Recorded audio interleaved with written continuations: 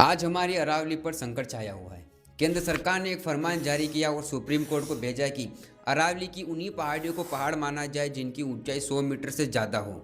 यानी अगर 90 और 80 मीटर की ऊंचाई है किसी पहाड़ की तो वो पहाड़ पहाड़ नहीं माना जाएगा।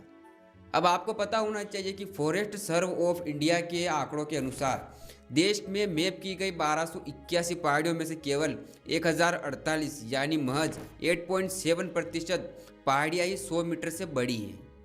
मतलब 90% पहाड़ियाँ 100 मीटर से छोटी हैं। अब अगर उनको हटा दिया गया तो फिर तो अरावली जो कि गुजरात, राजस्थान, हरियाणा और दिल्ली तक इनका विस्तार है, उनका अस्तित्व ही खत्म हो जाएगा। और दोस्तों, इसका भारी नुकसान सिर्फ केवल राजस्थान को नहीं बल्कि पूरे भारत को होगा। अरावली पर्वतमाला पश्चिम से थार के रेगिस्तान से आने वाली रेत को रोकती है। अगर यह नहीं होगी तो पूरा राजस्थान और इसके पड़ोसी राज्य भी मरुस्थल बन जाएंगे। बनारस, साबरमती और लूनी जैसी नदियां इसी अरावली से निकलती हैं। अगर पहाड़ काटे गए तो ये नदियां या तो सूख जाएगी या सिर्फ बरसात तक ही सीमित रह जाएगी। और दोस्तों, साथ ही इस श्रृंखला पर 1000 से ज़्यादा प्रजाति के जानवर और 300 से ज़्यादा प्रजाति के पक्षी रहते हैं। कई लोगों का जीवन इन पहाड़ों और वनस्पतियों पर निर्भर करता है।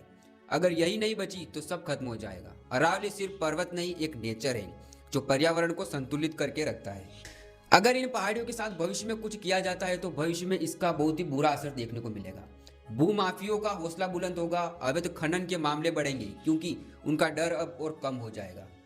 और हो सकता है सरकार जल्द ही अपने उद्योगपति दोस्तों को इन पहाड़ियों की खुदाई करने का टेंडर दे दे।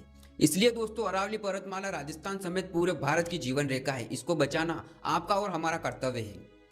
हमारे राजस्थान में ऐसे वीर हुए जिन्होंने खेजड़ी की रक्षा करने के लिए अपने सर तक कटवा दिए, तो यहाँ तो पूरे अरावली पर्वत का सवाल है।